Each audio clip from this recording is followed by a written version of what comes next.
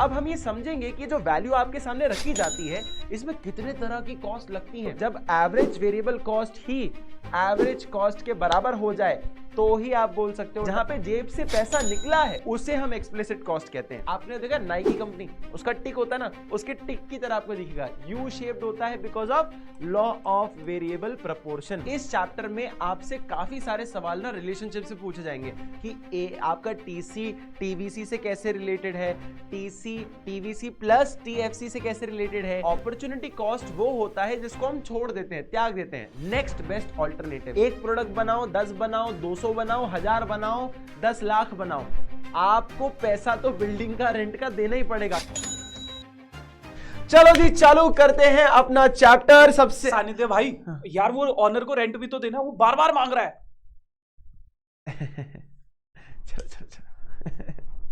चलो जी, हो गया सब कुछ। Welcome to next toppers commerce. मैं हूं सानिध्य सर, आपका इकोनॉमिक्स एजुकेटर। और सैलरी तो दे दो, हर महीने टरका देते हो आप बोल बोल के मेरे को। गौरव भाई दे दो ना, देता हूँ। नहीं नहीं, आज मैं लेके जाऊंगा, मेरे को अभी चाहिए। चलो चलो चाय पी के आते हैं। नहीं नहीं, चाय नहीं, पहले पैसा। चाय पी के आते हैं, आ जाओ आ जाओ आ जाओ। चलो जी, इसका तो काम हो गया। देख रहे हो कितनी दिक्कत पड़ती है, हर एक आदमी को पैसा देता फिर वो एक एक वीडियो अपनी इतनी महंगी पड़ जाती है। चलो जी, तुम तो पढ़ाई पे ध्यान दो। Welcome to next topic commerce. मैं हूं सानिध्य सर, आपका इकोनॉमिक्स हैकर। और आज हम एक ऐसा टॉपिक पढ़ने वाले हैं जिसका नाम आपने बचपन से सुना है, जिसका नाम है कॉस्ट। अब ध्यान से देखो, एक किसी आप सेलर के पास जाओ, आप दुकानदार के पास जाओ, आपको एक प्रोडक्ट देता है और आपको एक प्राइस देता है कि भैया इतने में ये प्रोडक्ट आपको मिलेगा। अब वो प्राइस सेट कैसे हो रही है, कुछ उसके खर्चे होंगे, कुछ उसका प्रॉफिट मार्जिन होगा, हाँ या ना। अब इस चैप्टर में हम यही पढ़ने वाले हैं कि इससे पिछले वाले चैप्टर में हमने देखा कि प्रोडक्ट बना कैसे, अब उसकी कॉस्ट निकाल रहे हैं, हाँ या ना। अब हम ये समझेंगे कि जो वैल्यू आपके सामने रखी जाती है इसमें कितने तरह की कॉस्ट लगती हैं। ठीक है, तो चलो जी चालू करते हैं अपना टॉपिक। और सबसे पहले यही समझते हैं कि ये टॉपिक का नाम जो है वो क्या बताता है। ठीक है, अब जैसे हमारे यहाँ राजा भाई की मन में ये ख्वाब है कि मैं जो है चप्पल बेचूं। ठीक है, कितने की, 4000 रुपया की। तो 4000 रुपये की इनको चप्पल बेचनी है। अब ये 4000 रुपये वैल्यू आई कैसे, उसको समझते हैं। तो cost in economics includes actual expenditure, कि आपने असली में खर्चा क्या किया है, also and imputed value of input supplied by the owner. Imputed value का मतलब होता है कि जिसकी वैल्यू अननोन है, आपको पता नहीं कि इसकी वैल्यू कितनी है, लेकिन फिर भी आप उसको ऐड करते हो खर्चे में। जैसे कि मैं आपको इसको विस्तार से समझाता हूं। हम इसको दो तरीके शब्दों में कहते हैं, एक कहते हैं एक्सप्लिसिट कॉस्ट जिसे हम एक्चुअल एक्सपेंडिचर कहते हैं, और दूसरा होता है इम्प्लिसिट कॉस्ट जो कि खर्चा हुआ नहीं है लेकिन अब हुआ है, जिसका वैल्यू हमने निकाला है। कैसे, ध्यान से सुनना एग्जांपल से। सबसे पहले हमने चप्पल बनानी है तो बेटा कुछ रॉ मटेरियल लगेगा, है ना। अब 2 लाख रुपए का रॉ मटेरियल आया तो इसकी वैल्यू ऐड होगी प्रोडक्ट के अंदर। एम्प्लॉइज ने मिलकर वो चप्पल बनाई होगी तो इनकी वैल्यू आएगी। तो जहां पे एक्चुअली मनी स्पेंट हुआ है, जहां पर खर्चा असली में हुआ है, जहां पे जेब से पैसा निकला है, हमने निकाल कर दिया है, उसे हम एक्सप्लिसिट कॉस्ट कहते हैं। ठीक है, लेकिन जहां पे खर्चा हमारा अननोन है, कैसे, ध्यान से देखना। ये मेरी बिल्डिंग है, ये मेरी बिल्डिंग है, ठीक है, ये मेरी बिल्डिंग है। अब आप मुझे बताइए, जब मेरे पास ऑलरेडी बिल्डिंग है तो मैं कहीं और पर जाकर ये फैक्ट्री खोलूंगा क्या, नहीं। ठीक है, तो अगर ये मेरी बिल्डिंग है तो मेरा रेंट बच गया, हाँ या ना। लेकिन अगर मान लो मैं इस बिल्डिंग को ना यूज करता, मैं बिजनेस अपना ना खोलता, तो मुझे इस बिल्डिंग का ना एस्टिमेटेड रेंट, एक अंदाजन मुझे 50,000 रुपए मिल जाता। ठीक है, अब मैं अगर अपनी ही फैक्ट्री इधर अपनी फैक्ट्री में या अपना बिल्डिंग को ही मैं उसकी फैक्ट्री बना देता हूं और उसमें ही काम करता हूं, तो मुझे 50,000 रुपए अब नहीं मिलने वाला। मतलब ये मेरा नुकसान तो हुआ ना। जहां पे मैं पोटेंशियली पैसा कमा सकता था वहां पर अब मैं नहीं कमा पाऊंगा। क्यों, क्योंकि अब मैं एक प्रोडक्ट बनाने वाला हूं। तो इसका भी एस्टिमेटेड जो कॉस्ट होगा, एक अंदाजन कॉस्ट होगा, इंप्यूटेड वैल्यू होगा, वो भी हम प्रोडक्ट की कॉस्ट में ऐड करते हैं। समझ आया। क्योंकि देखो, आप कोई चीज को यूज करो ना करो, अगर आप कोई उसको रेंट पे दे देते तो उससे आप पोटेंशियली पैसा कमा पाते हैं, हाँ या ना। तो उस पोटेंशियली जो अमाउंट होगा उसको भी हम प्रोडक्ट की कॉस्ट में ऐड करते हैं। क्लियर है। तो एक्सप्लिसिट मतलब जो एक्चुअल खर्चा हुआ, इम्प्लिसिट कॉस्ट मतलब इंप्यूटेड वैल्यू जो कि एक अंदाजन होती है, एस्टिमेटेड वैल्यू। ठीक है, चलो जी अब आते हैं नेक्स्ट पॉइंट। इन दोनों के बीच में आपको कई बार डिफरेंस भी आता है छोटे छोटे पॉइंट्स में। ठीक है, देखो यहां पे क्या आ रहा है, एक्सप्लिसिट कॉस्ट क्या बोलता है, it is the payment made to outsider for hiring factor services. कि अलग अलग फैक्ट्री सर्विसेज होती हैं, उसके लिए आपने असली में खर्चा किया है। लेकिन यहाँ पे क्या होता है, it is the cost supplied, self supplied, आपने खुद ही सप्लाई कर दिया। जैसे मेरी बिल्डिंग मैंने ही यूज कर ली, ठीक है, वरना मुझे उसका रेंट मिल जाता अगर नहीं यूज करता तो। मनी पेमेंट, मनी पेमेंट में क्या हो रहा है बेटा, एक्चुअल मनी पेमेंट हो रहा है। इसमें क्या हो रहा है, इंप्यूटेड वैल्यू है, imputed value, there is no payment involve, यहां पे कोई पेमेंट हुई नहीं है, पर पोटेंशियली आपको पैसा मिल सकता था, अब नहीं मिल रहा है, मतलब खर्चा आपका हुआ है, पोटेंशियल खर्चा हुआ है। पेमेंट ऑफ वेजेस, आप जैसे इसके एग्जांपल क्या बोल सकते हो कि भैया लोगों को खर्चा पानी दिया आपने, इंश्योरेंस प्रीमियम दिया, रेंट दिया, ये तो आपका असली पैसा गया है। लेकिन जैसे इंटरेस्ट ऑन कैपिटल होता है, खुद की प्रॉपर्टी का रेंट जो होता है, ये कुछ इंप्यूटेड वैल्यूज होती हैं, इम्प्लिसिट कॉस्ट होती हैं। ठीक है जी बेटा, फटाक से इसका स्क्रीनशॉट ले लो। चलो जी बेटा चालू कर ले, चलो जी स्क्रीनशॉट ले लिया आप लोगों ने। अब आता है अपने पास कॉस्ट फंक्शन। कॉस्ट फंक्शन क्या है, ये एक फंक्शनल रिलेशनशिप है किसके बीच में, कॉस्ट एंड आउटपुट के बीच में। ठीक है, it's a functional relationship between cost and output. अब इसको एक्सप्रेस कैसे करते हैं, C is equals to F parenthesis में क्वांटिटी, C मतलब कॉस्ट ऑफ प्रोडक्शन, F मतलब फंक्शनल रिलेशनशिप, और उसके साथ साथ Q मतलब क्वांटिटी ऑफ आउटपुट, कि आउटपुट की क्वांटिटी कितनी है उसके बीच में बताता है। वैसे इंपॉर्टेंट नहीं है पर देख लेना जरूरी होता है। ठीक है, नेक्स्ट पॉइंट में आ जाओ। नेक्स्ट पॉइंट है अपने पास अपॉर्चुनिटी कॉस्ट। आप ये पहले पढ़ चुके हो और ये वही अपॉर्चुनिटी कॉस्ट है। ठीक है, अब ये कॉस्ट के सेंस में क्या बता रहा है, देखो नाम में भी कॉस्ट है ना, अपन पहले पढ़ चुके हैं। तो अपॉर्चुनिटी कॉस्ट का मतलब है नेक्स्ट बेस्ट ऑल्टरनेटिव फॉरगॉन। जैसे कि ये भाई साहब किसान है अपने, है ना, अब ये बोल रहे हैं कि यार मैं 40 किलो क्या बना लूं, वीट बना लूं क्या। ठीक है, 40 किलो वीट बना लूं क्या, या बोल रहा है कि मैं 50 किलो आपका राइस बना लेता हूं।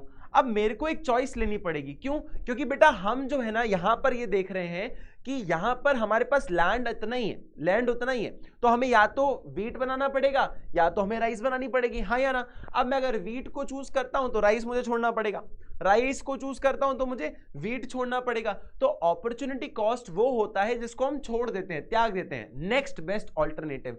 इफ आई चूज राइस कि भैया ज्यादा बना पाऊंगा, तो वीट मेरा क्या होगा, next best alternative but foregone, कि मैंने जाने दिया। तो बेसिकली वही वाली बात है कि भैया जब बीवी से शादी करोगे तो गर्लफ्रेंड को तो छोड़ना पड़ेगा, कंडीशन अगर गर्लफ्रेंड बीवी नहीं है तो। ठीक है बेटा, चलो जी, एनीवेज पढ़ाई लिखाई पे ध्यान दो तुम लोग। चलो आ जाओ, अब आता है बेटा हमारे पास ना, ध्यान से समझो, हमारे पास दो तरह के पॉइंट्स हैं, एक है शॉर्ट रन कॉस्ट, दूसरा है long run cost. Long run cost हमारे लिए इंपॉर्टेंट नहीं है, शॉर्ट रन कॉस्ट हमारे एग्जाम में आता है, वही हमें पढ़ना है। ठीक है, शॉर्ट रन कॉस्ट में सबसे पहले हम पढ़ेंगे टोटल फिक्स्ड कॉस्ट। ये टोटल फिक्स्ड कॉस्ट क्या है, very very very very very simple बेटा, ये डायरेक्टली लेवल ऑफ आउटपुट के साथ लिंक नहीं होता, इसको कोई मतलब नहीं है कि तुम प्रोडक्ट बनाओ ना बनाओ, पर ये पैसा तो आपकी जेब से लगने ही वाला है। मतलब तुमने एक बिल्डिंग को रेंट किया, ठीक है, एक बिल्डिंग तुमने रेंट करी, अब तुम उसमें जाके प्रोडक्ट बनाओ ना बनाओ, एक प्रोडक्ट बनाओ, 10 बनाओ, 200 बनाओ, 1000 बनाओ, 10 लाख बनाओ, आपको पैसा तो बिल्डिंग का रेंट का देना ही पड़ेगा, या कुछ भी मत बनाओ तो भी नहीं देना पड़ेगा।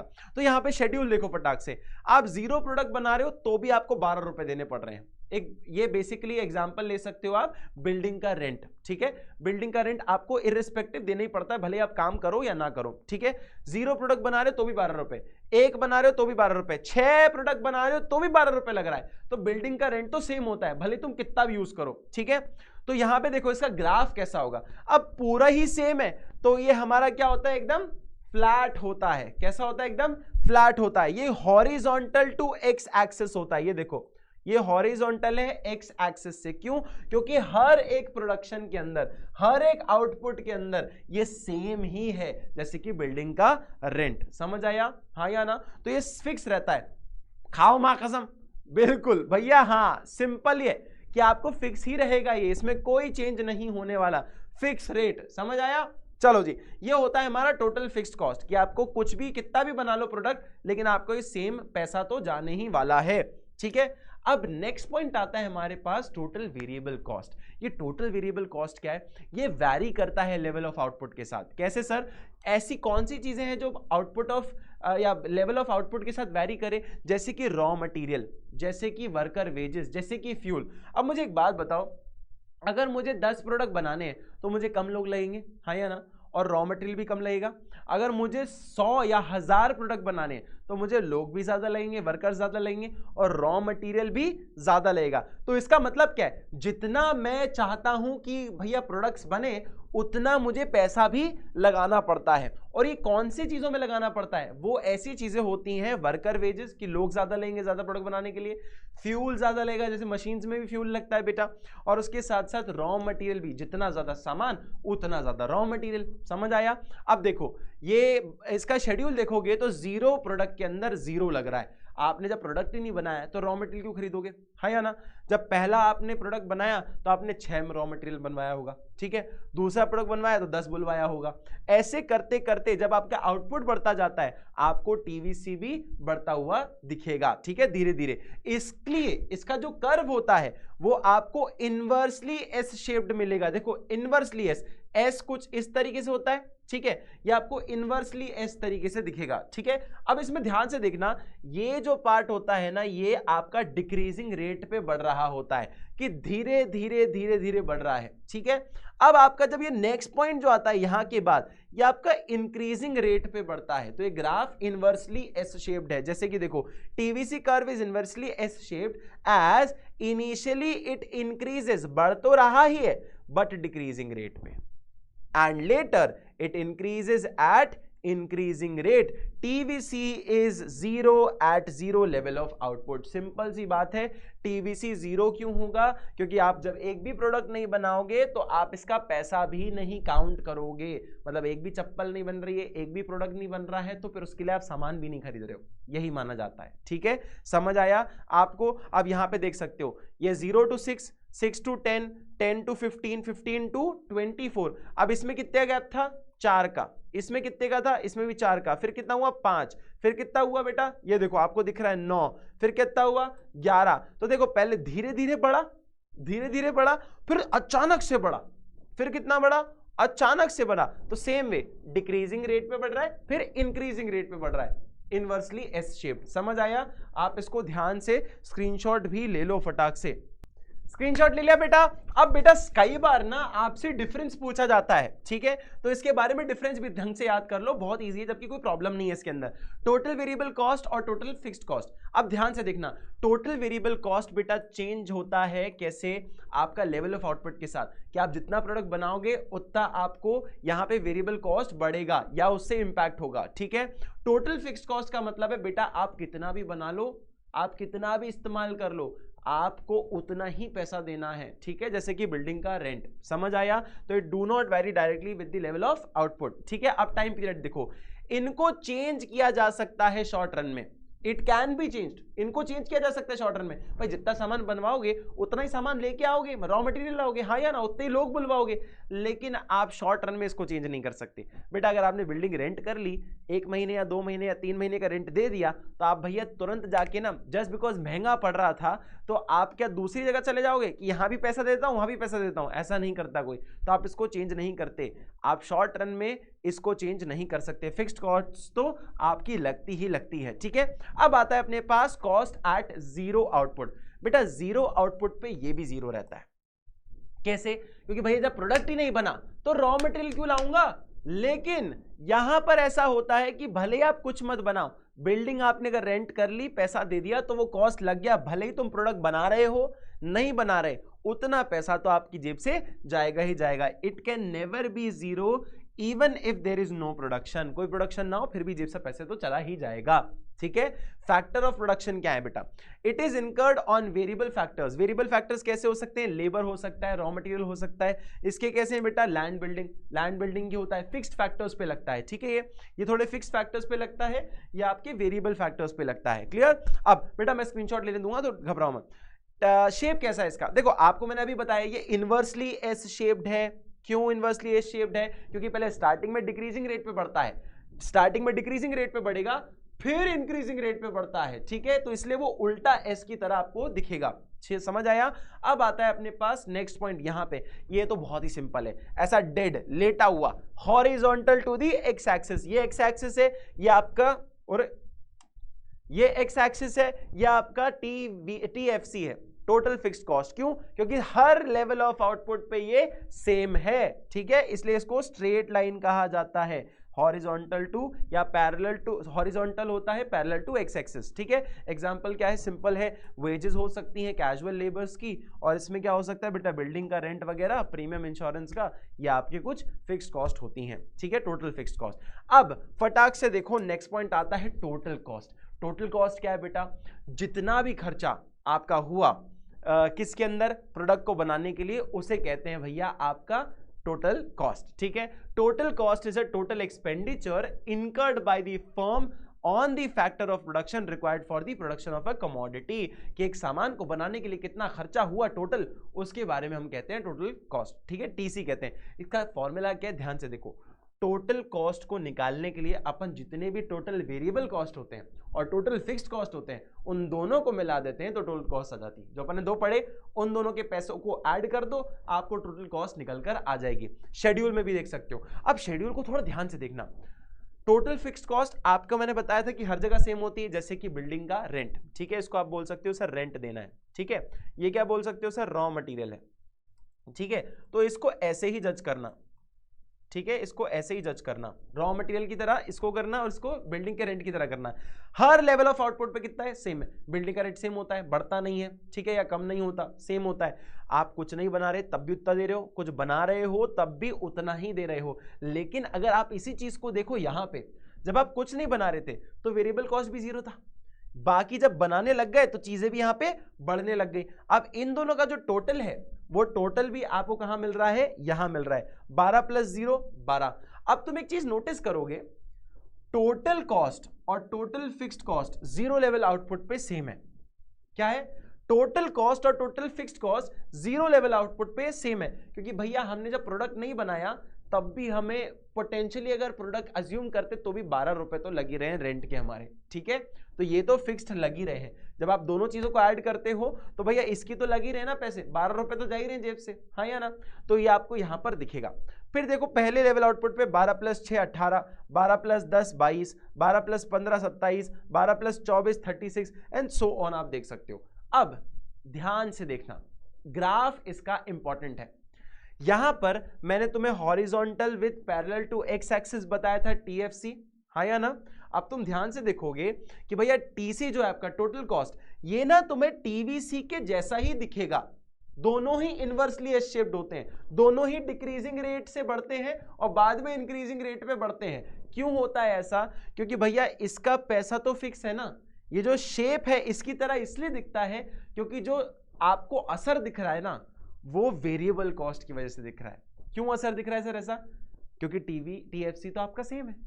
अब जैसे कि 10 रुपए आपके हर जगह लग रहे हैं, ठीक है, और आपके वेरिएबल आउटपुट में कहीं 5 लग रहा है, फिर 10 लग रहा है, फिर 15 लग रहा है, फिर 20 लग रहा है, इन दोनों का टोटल करूंगा तो जो असर आ रहा है, चेंज आ रहा है, वो किसकी वजह से आ रहा है? इसकी वजह से नहीं आ रहा है, क्योंकि तो 10 ही है, पूरे टाइम 10 है, लेकिन इसकी वजह से आपको नंबर्स में चेंज दिख रहा है। जैसे कि 12 तो हर जगह सेम है, तो यहां पे चेंज कहां से दिख रहा है? यहां पे चेंज इसके वजह से दिख रहा है, यहां पे नंबर सारे अलग अलग इसके वजह से हैं।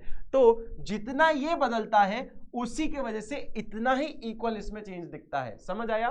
पर सर ये ऊपर क्यों है, ये नीचे क्यों? इसके नीचे भी समझो रीजन। जीरो लेवल आउटपुट पे टीवीसी कितना होता है? जीरो। आपने प्रोडक्ट नहीं बनाया, फिर आप कुछ रॉ मटेरियल भी नहीं लाओगे। लेकिन टोटल कॉस्ट मैंने बताया था ना, टोटल कॉस्ट और टोटल फिक्स कॉस्ट सेम होता है। देखो यहाँ पे आप देखो, पहले जीरो लेवल आउटपुट पे क्या है? 12 रुपए तो लग ही रहे हैं, टोटल कॉस्ट में रेंट तो जा ही रहा है, तो आपको दिख रहा है यहाँ पे, ठीक है। समझ आया? ध्यान से इसका स्क्रीनशॉट ले लो, यहाँ पर भी लिखा हुआ है TC is equal to TFC at zero level of output, और TC and TVC are inversely shaped, inversely S shaped, क्योंकि ये किससे डिराइव होता है? TVC से डिराइव होता है, ठीक है। फटाक से इसका स्क्रीनशॉट ले लो। चलो बेटा, फटाक से स्क्रीनशॉट ले लिया। अब इसको बेहतर समझने के लिए इसके बीच का रिलेशनशिप समझना पड़ेगा। बेटा अब घबराओ मत, इस चैप्टर में आपसे काफी सारे सवाल ना रिलेशनशिप से पूछे जाएंगे कि आपका टीसी टीवीसी से कैसे रिलेटेड है, टीसी टीवीसी प्लस टीएफसी से कैसे रिलेटेड है, या एसी एमसी से कैसे रिलेटेड है। ऐसे आपसे कई सारे जो है रिलेशनशिप पूछे जाएंगे, पर इसमें आपको घबराने की जरूरत नहीं है। मैं आपको बहुत सिंपल ट्रिक बताता हूँ। सिंपल ट्रिक, कैसा सिंपल ट्रिक? ध्यान से देखना। तुमने ये ग्राफ देखा, ये ग्राफ देखा, बस इस ग्राफ को एक्सप्लेन कर दो लिखकर, वही रिलेशनशिप है। कैसे? ये पहले डिक्रीजिंग रेट पे बढ़ा, फिर इंक्रीजिंग रेट पे बढ़ा। ये आपका फ्लैट है, हॉरिजॉन्टल है, एक्स एक्सिस से पैरेलल है, ये एक पॉइंट हो गया। जीरो लेवल पे दोनों बराबर होते हैं, बस ऐसी चीजें लिखनी होती हैं। मतलब आप पूरे ग्राफ को एक्सप्लेन करो बस, और कुछ नहीं है रिलेशनशिप, कुछ भी नहीं। इसको बस रिटर्न कॉन्टेक्स्ट में लिख दो। देखो टोटल कॉस्ट का पहले फॉर्मूला लिख दिया, total cost is equals to total fixed cost plus total variable cost, बराबर है। समझ आया? ये तो फॉर्मूला भी अपन ने देखा ही था सर, इसमें रिलेशन क्या है? यही तो रिलेशन है, यही तो लिखना था, और कुछ नहीं है। दूसरी चीज देखो, TFC remains constant regardless level of output। भैया अभी नहीं देखा था? TFC आपका जैसे बिल्डिंग का रेंट हर समय जितना बनाओ आपका सेम ही रहेगा, ले रिलेशनशिप। दूसरा देखो, TVC increases at output as output increases। भैया TVC बढ़ता जाता है जैसे प्रोडक्ट बढ़ाते जाते हैं, सिंपल। ये लो भाई आ गया। तीसरा पॉइंट देखो, TC is greater, always greater than or equal to TFC। भैया क्या बोल रहा है? टोटल कॉस्ट जो है या तो बराबर होगा किसके? TFC के, या उससे ज्यादा होगा। देखो टोटल कॉस्ट जो है या तो बराबर है, देखो 12-12, या तो टोटल कॉस्ट TFC से हमेशा ज्यादा होगा। ये देखो यहां 12 है तो 18 है, पहले वाले में या तो बराबर है 12-12, फिर देखो 12-18, 12-22, 12-27, 12-36, 12-47, तो ये या तो बराबर है या तो उससे ज्यादा है। क्यों? क्योंकि ये ऐड हो जाता है इसके अंदर। समझ आया? तभी ये यहां जीरो लेवल पे आपका जो TC और TFC होता है दोनों सेम पॉइंट से चालू होते हैं। ठीक है, ये देखो TC is always greater than और equal to TFC। Why? Because TFC is always added to it. अभी बताया मैंने, TFC is horizontal, TFC horizontal है, अभी अपन ने देखा। TVC जो है वो इनवर्सली एस शेप्ड है, ऊपर जाता है, इंक्रीजिंग होता है, प्रोडक्शन बढ़ता है तो बढ़ता है। TC starts at the level of TFC। TC कहां से स्टार्ट करता है? जहां से TFC स्टार्ट करता है। TFC यहां से स्टार्ट कर रहा है क्योंकि 12 रुपए खर्च हो रहा है, भले आप बनाओ ना बनाओ।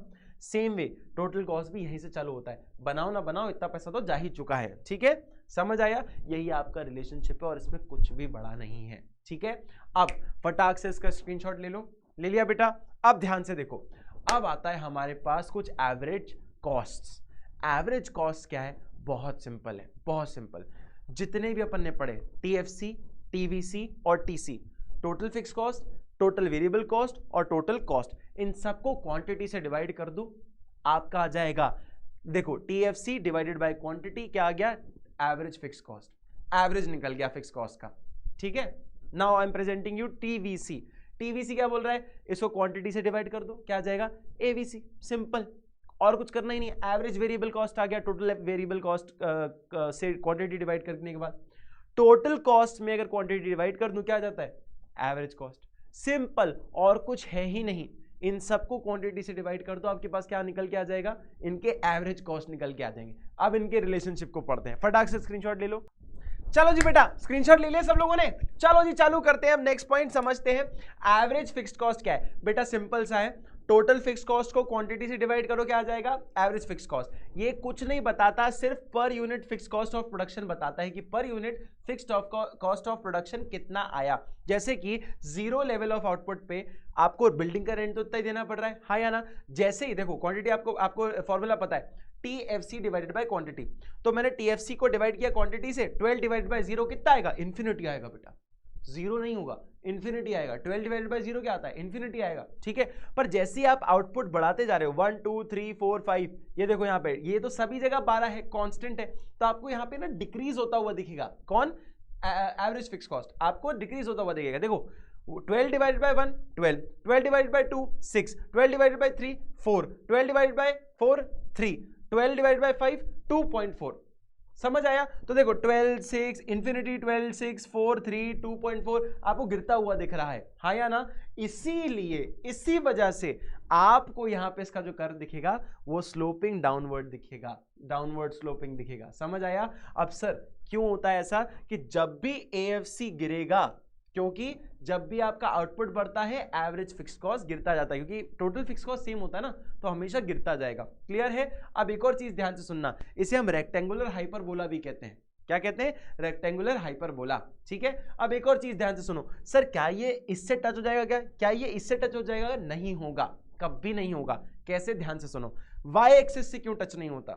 वाई एक्सिस से इसलिए टच नहीं होता क्योंकि 12 divided by zero level of output क्या आएगा? इन्फिनिटी। तो बेटा ये यहां पे टच नहीं होगा जीरो लेवल आउटपुट पे। ठीक है, यहां पे देखो, यहां पे जब भी आपका TFC टोटल फिक्स्ड कॉस्ट आपका हमेशा पॉजिटिव में है, वो खुद जीरो नहीं है, तो आप क्या बोल सकते हो? उसका एवरेज फिक्स कॉस्ट जीरो होगा क्या? नहीं होगा, नहीं होगा, नहीं होगा।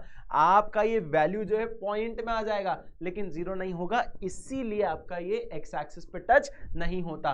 तो कोई भी एक्सिस पे टच नहीं होता, यहां पे लिखा भी है, इसको आप पढ़ सकते हो। क्लियर है? ध्यान से स्क्रीनशॉट ले लो, टच नहीं करने का, ना इधर ना इधर। क्लियर है? चलो जी, फटाक से स्क्रीनशॉट ले लो। नेक्स्ट पॉइंट पे आते हैं, एवरेज वेरिएबल कॉस्ट। ये क्या बता रहा है? Per unit variable cost of production. कि per unit variable cost of production कितना है उसको बताता है। अब यहां पे देखोगे आउटपुट अपने पास उतना ही है, वेरिएबल कॉस्ट चेंज होता है। कैसे? जैसा अगर प्रोडक्शन बढ़ता जाएगा, आउटपुट बढ़ता जाएगा, तो वेरिएबल कॉस्ट भी आपका बढ़ता जाता है। कैसे बढ़ता है? पहले धीरे फिर तेजी से। समझ आया? ये देखो 0 से 6, 6 से 10, 10 से 15, 15 से 24 और 24 से 35। तो ये बढ़ रहा है बाद में तेजी से, पहले धीरे धीरे बढ़ता है। ठीक है, अब यहां पे क्या होता है? एबीसी जो है, एबीसी क्या है? कैसे निकालते हैं? टोटल वेरिएबल कॉस्ट को क्वांटिटी से डिवाइड कर दो, इसको इससे डिवाइड करते जाओ। 0 0, पहले वाले पे 0 ही होता है, ना प्रोडक्ट तो ना रॉ मटेरियल भी नहीं होगा। ठीक है, तो ये भी 0 होता है, पहले ये भी 0 होता है। फिर देखोगे पहले प्रोडक्ट पे जब पहला प्रोडक्ट आता है तो वेरिएबल कॉस्ट कितना होता है? 6, 6 डिवाइडेड बाय 1 6। फिर क्या आएगा? 10, 10 डिवाइड बाय 2 कितना आएगा? आपका 5। सेम गोज ऑन, देखते जाओ।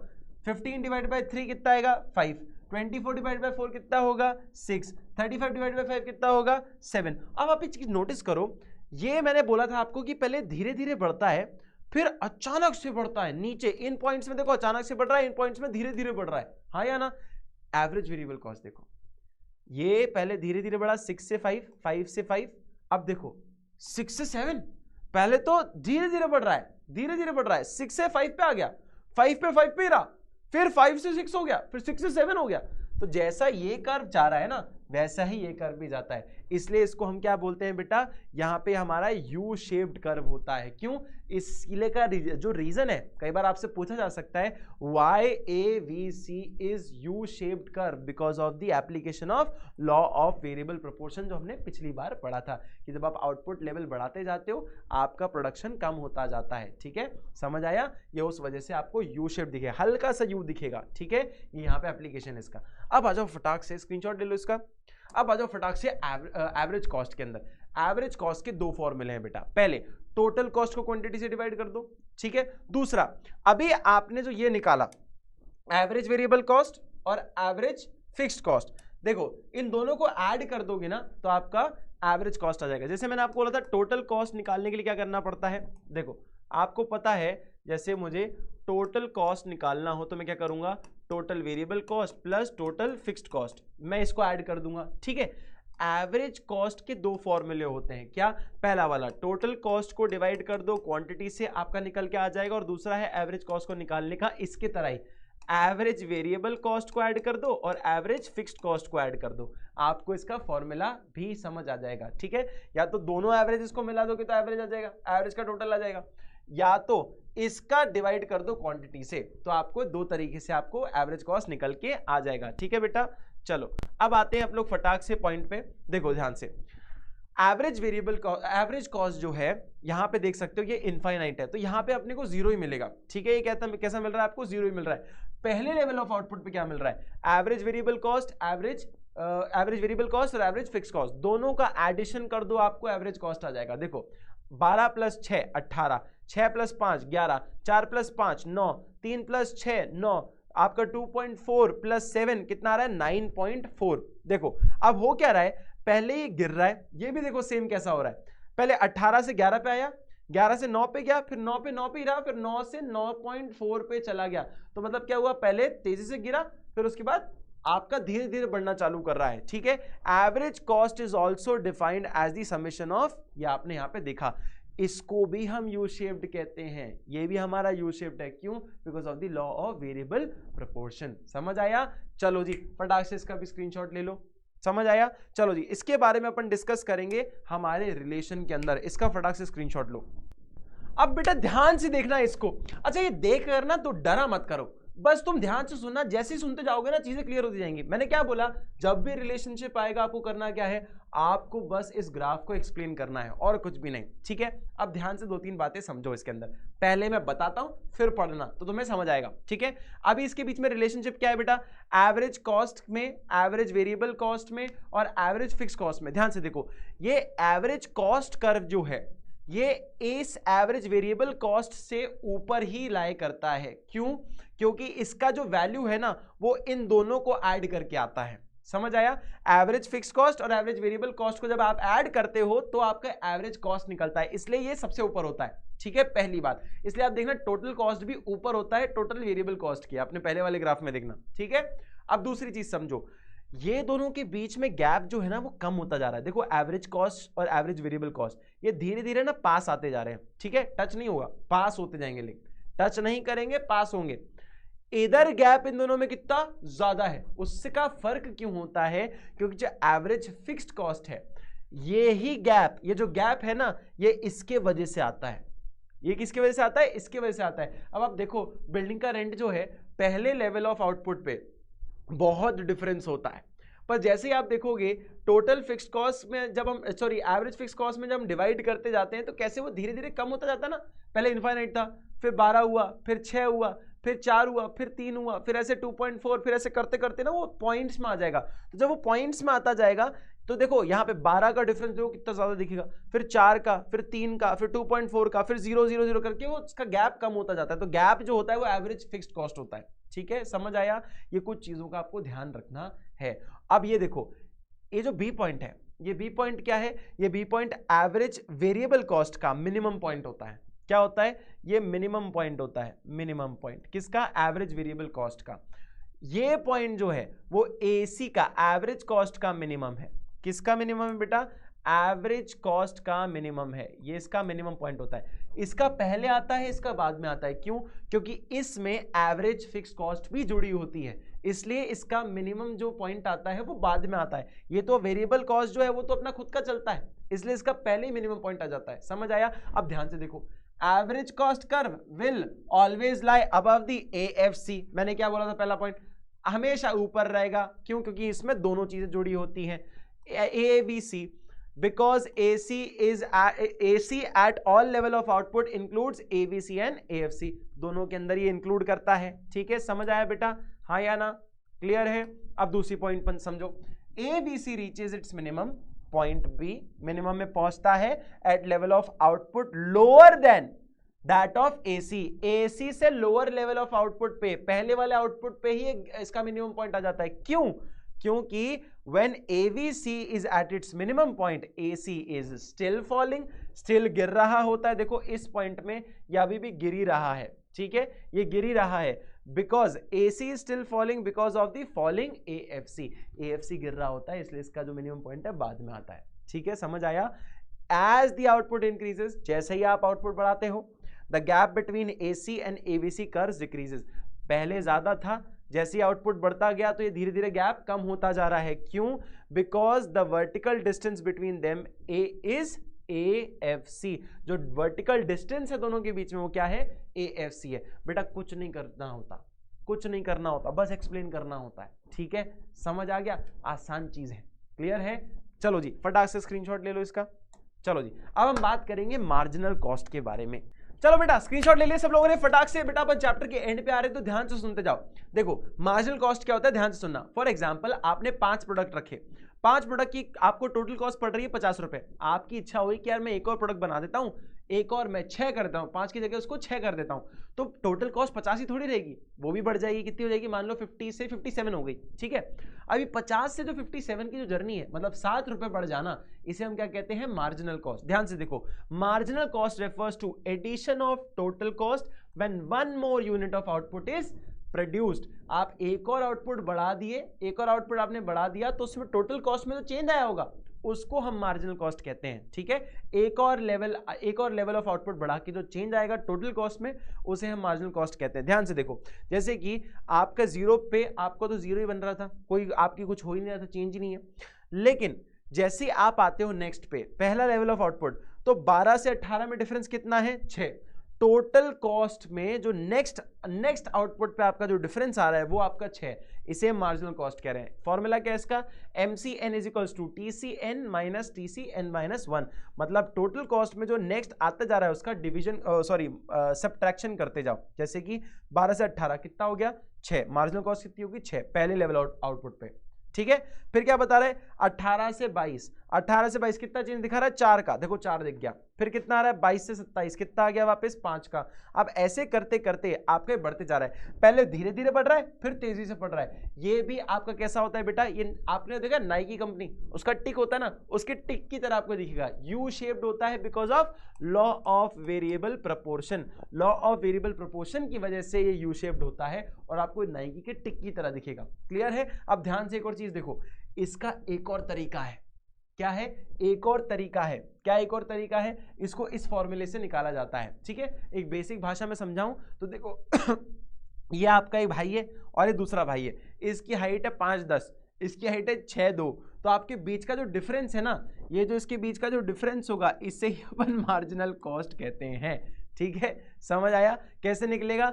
चेंज इन टोटल, आपका टोटल कॉस्ट, कि टोटल कॉस्ट में कितना बदलाव आया और आपने आउटपुट कितना बदला, कितने यूनिट्स बदले, उन दोनों को डिवाइड करोगे तो आपको मार्जिनल कॉस्ट मिल जाएगा। क्लियर है? चलो जी, फटाक से स्क्रीनशॉट ले लो इसका। चलो जी बेटा, फटाक से स्क्रीनशॉट ले लिया। अब चलते हैं फटाक से रिलेशन में। मैंने पहले बोला है घबराना नहीं है, ध्यान से सुनते जाना।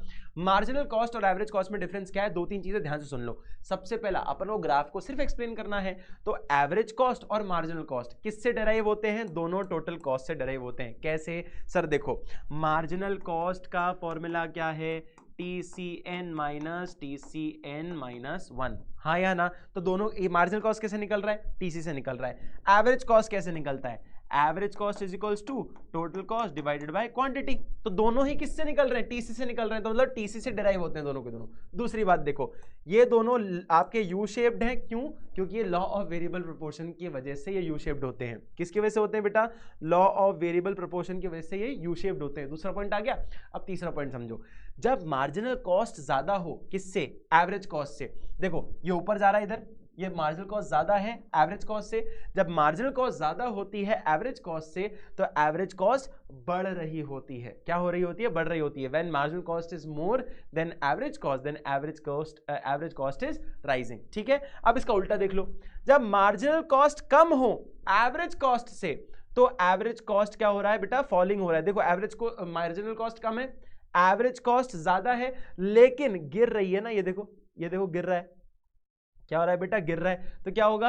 AC is falling, average cost is falling when marginal cost कम होती है, किससे? एवरेज कॉस्ट से। अब तीसरा पॉइंट देखो ध्यान से। तीसरा पॉइंट बोल रहा है, जब MC और AC, मार्जिनल कॉस्ट और एवरेज कॉस्ट जब सेम हो, बराबर हो, इक्वल हो, कौन सा पॉइंट? ये वाला इंटरसेक्ट कर रहा है मार्जिनल कॉस्ट और कौन? Average cost. तो आप एक चीज नोटिस करोगे, एवरेज कॉस्ट और मार्जिनल कॉस्ट जब इंटरसेक्ट करते हैं तो ये मिनिमम पॉइंट पे करते हैं। जब एवरेज कॉस्ट होता है ना, एवरेज कॉस्ट का जो मिनिमम पॉइंट होगा, तब एवरेज कॉस्ट और मार्जिनल कॉस्ट सेम होता है। देखो तो मैं ग्राफ में भी समझ आएगा। देखो यहाँ पे कब सेम है, देखो एवरेज कॉस्ट और मार्जिनल कॉस्ट दोनों 9 पे बराबर हैं। देखो दोनों 9 पे बराबर हैं, तो इस पॉइंट को मैं 9 कह सकता हूं, इस पॉइंट को मैं 9 कह सकता हूं। ठीक है, समझ आया? क्लियर? अब देखो तीसरी चीज समझो। अच्छा, इसमें क्या होता है? ये नाइदर फॉलिंग, एवरेज कॉस्ट ना ही गिर रहा होता है ना ही बढ़ रहा होता है, पर अपने मिनिमम पॉइंट पे होता है। एक और चीज समझो, marginal cost is faster. Marginal cost जो है वो फास्टर होता है, किससे? एवरेज कॉस्ट से। तभी तो देखो नीचे से चालू किया लेकिन फटाक से ऊपर भाग गया, क्रॉस करके भाग गया, उसके आगे भाग गया, तो भैया मार्जिनल कॉस्ट तेजी से बढ़ता है और एवरेज कॉस्ट धीरे से बढ़ता है। देखो इसमें आपको दिख सकता है 5 से 9 पे आ गया, 9 से 11, यहां पे क्या होगा? 9 से 9, 9 से 9.4। ठीक है। तो ये वाला तेजी से भगता है, ये वाला थोड़ा धीरे भगता है, ठीक है। समझ आया, क्लियर है। चलो जी नेक्स्ट पॉइंट पे आ जाओ। अब देखो AC, AVC और MC, इसके ग्राफ या इसके बीच में आप रिलेशनशिप समझो फटाक से। स्क्रीनशॉट लो पहले। चलो जी बेटा, ध्यान से देख लिया, स्क्रीनशॉट ले लिया। अब इसमें ज्यादा कुछ ऐसा लोचा नहीं है, बहुत सिंपल है। ऑलरेडी अपन दो रिलेशन पढ़ चुके, तो तीसरा और आसान होता जाएगा, ठीक है। ध्यान से देखते जाना। आप पहले शेड्यूल तो देख ही चुके हो, अपन वही शेड्यूल लेके चल रहे हैं हर बार। टोटल वेरिएबल कॉस्ट का वही नंबर है, एवरेज कॉस्ट का वही है, ये सारे अपन नंबर सेम लेके चल रहे हैं, जिससे बाद में कंफ्यूजन ना हो, ठीक है। अब ध्यान से देखो, ग्राफ को समझते हैं। रिलेशनशिप हमेशा ग्राफ से समझेंगे। कैसे समझेंगे, ध्यान से देखो। आप देखो एवरेज कॉस्ट हमेशा इससे ऊपर लाई कर रहा है, किन से, एवरेज वेरिएबल कॉस्ट से। क्यों, क्योंकि एवरेज वेरिएबल कॉस्ट की और एवरेज फिक्स्ड कॉस्ट दोनों का जब आप सबमिशन करते हो, जब उसका एडिशन करते हो, तो ही आपका एवरेज कॉस्ट आता है। मैंने बताया था average cost, average variable cost और एवरेज फिक्स्ड कॉस्ट के बीच के रिलेशन के अंदर कि क्यों एवरेज कॉस्ट ऊपर होता है, क्योंकि दोनों का एडिशन होता है वो, ठीक है। तीसरी चीज देखो, मार्जिनल कॉस्ट, ये जब दोनों को कट करता है तो ये दोनों के मिनिमम पॉइंट पे इसको कट करता है। जब एवरेज वेरिएबल कॉस्ट सबसे मिनिमम पॉइंट में होगा और जब एवरेज कॉस्ट अपने मिनिमम पॉइंट पे होगा, तो मार्जिनल कॉस्ट उसको कट करता हुआ निकलता है, ठीक है।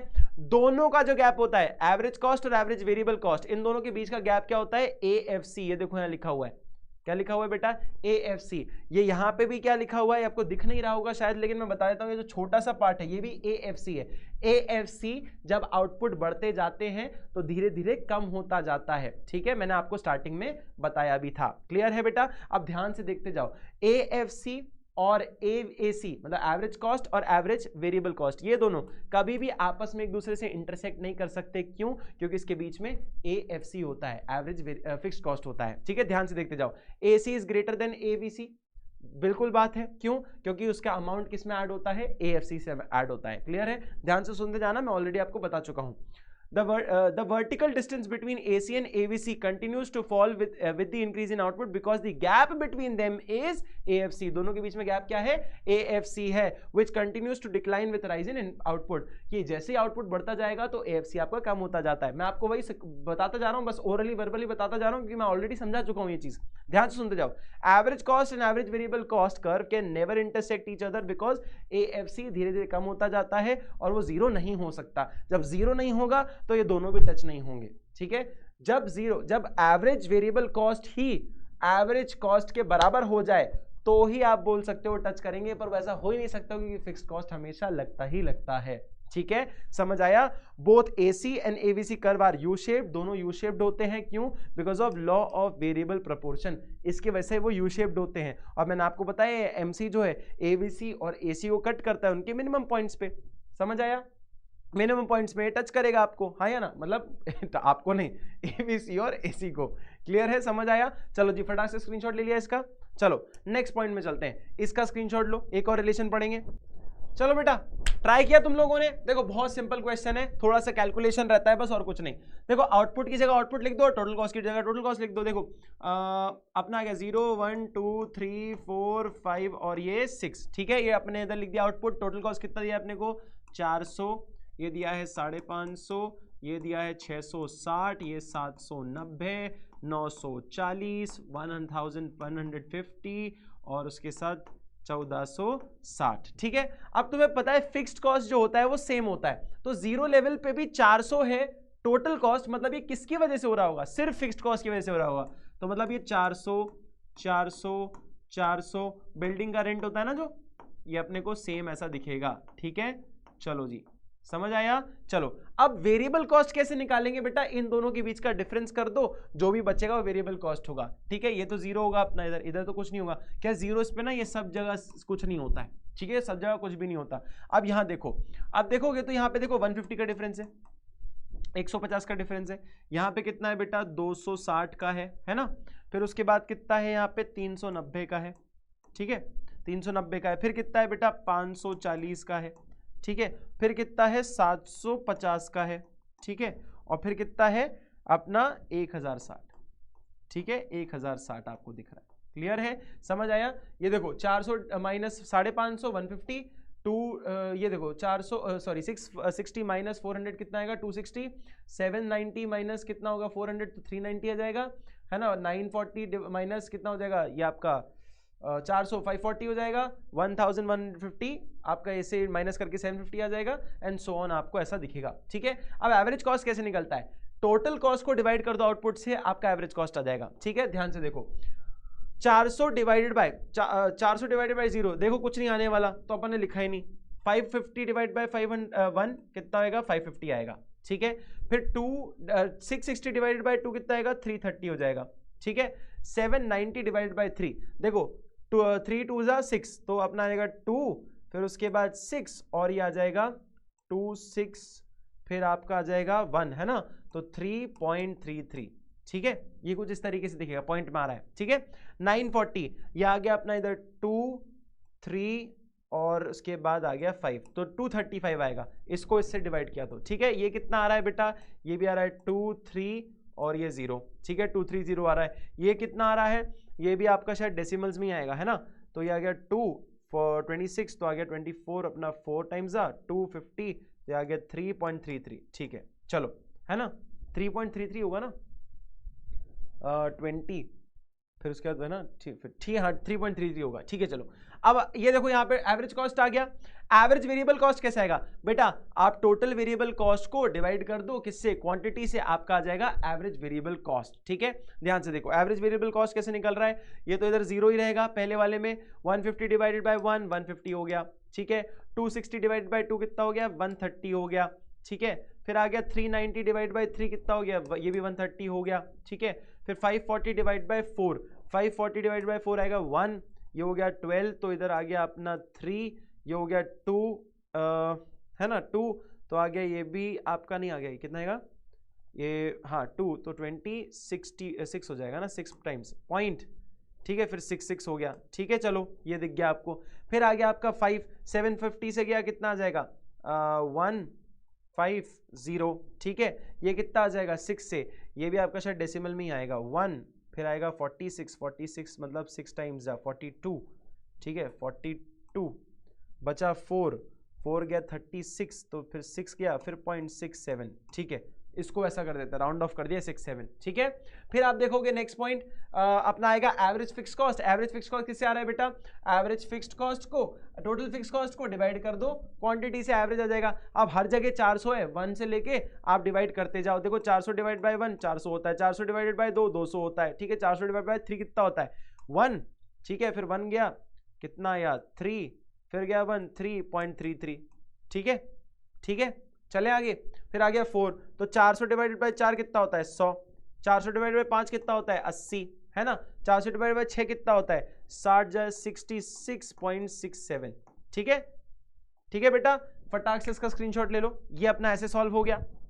चलो बेटा ले लिया अपने फटाक से स्क्रीनशॉट। अब बेटा सिंपल सी बात है, एक छोटा सा पॉइंट हो गया हमसे गलती क्या हो गई सर, हमने इसको 136.66 लिख दिया, जबकि होना क्या था 540 डिवाइड बाय 4 जो है 135 होता है, तो अपन इसको 135 कर देते हैं। छोटा सा करेक्शन है, सब लोगों से गलती हो जाती है, आप लोग भी इसको करेक्ट कर लो और आगे बढ़ते हैं। ठीक है, ले लिया स्क्रीनशॉट। चलो जी, अब हमारे पास आगे एक और क्वेश्चन, क्या है मिसिंग फिगर वाला। ये डिफिकल्ट लगता है पर होता नहीं है। अब देखो क्या क्या चीजें, इसको पहले लिख लेना चाहिए, उसके बाद डिस्कस करना चाहिए। ठीक है, आप ध्यान से देखते जाओ। अच्छा, अपने पास 6 है, एक और कॉलम अपने पास ज्यादा आ गया है, इसको भूल जाओ। हमारे पास देखो टीसी दिया है, टीएफसी दिया है और टीवीसी दिया है कुछ कुछ जगहों पे। मुझे एक चीज नोटिस हो रही है सर, टीएफसी जो है मेरा एक जगह 60 है। अगर एक जगह 60 है तो क्या मैं इसको हर जगह 60 कर दूं, क्यों, क्योंकि ये फिक्स्ड होता है, हाँ या ना, बिल्कुल सर होता है, इसको फिक्स कर दो। अब सबको लिखते जाओ। सर टीसी जो है ना वो सेकंड पॉइंट पे 100 है, फिफ्थ पॉइंट पे 130 है और 150 किस पे है 6 पॉइंट पे, तो सेकंड पॉइंट पे मैं कर देता हूँ इसको 100। ठीक है, फिफ्थ पॉइंट पे मैं कर देता हूँ इसको 130 और 6 पॉइंट में क्या कर दूं इसको 150। कौन सा, टोटल कॉस्ट, टोटल कॉस्ट मेरा यहाँ पे है। अब टीवीसी आया, टीवीसी मेरा फर्स्ट पॉइंट पे कितना है 20, फर्स्ट पॉइंट पे 20 है, फिर है थर्ड और फोर्थ पे 51 और 61, 51 और 56 है ना, 51 और 56। ठीक है, बाकी का निकालना है। अरे बहुत तो सिंपल है यार, कुछ भी नहीं है बेटा। देखो टोटल कॉस्ट, देखो एवरेज टोटल वेरिएबल कॉस्ट तो आपका 0 पे 0 ही रहता है, कुछ नहीं होता इसके अंदर। टोटल कॉस्ट जो है इन दोनों का टोटल है, तो कितना है 60 आ जाएगा, हाँ या ना, ये दोनों सेम होते हैं 0 लेवल ऑफ आउटपुट पे। अब क्या होगा, इन दोनों का टोटल करो तो आपको टोटल कॉस्ट आ जाएगा 60 + 20 क्या होता है 60 + 20 आपको मिलेगा 80। कितना मिलेगा 80, कितना मिलेगा 80 मिलेगा। सेम वे इन दोनों का भी कर दो लगे हाथों, 51 और 60 में कैसे देखोगे सर, इसको 111 कर दोगे और इसको 116 कर दोगे, समझ आया हाँ या ना। ये दोनों का टोटल इधर टोटल कॉस्ट आ जाता है। अब इन दोनों का सब्ट्रैक्शन हमें टीवीसी ला के दे देगा, तो देखो क्या होगा 100 माइनस 60 कितना होता है 40, लो हमारा आंसर आ गया, ठीक है। उसके बाद देखो 130 माइनस 60 कितना होता है बेटा, 130 माइनस 60 अपना आ जाएगा 70, लो इधर आ गया 70, ठीक है।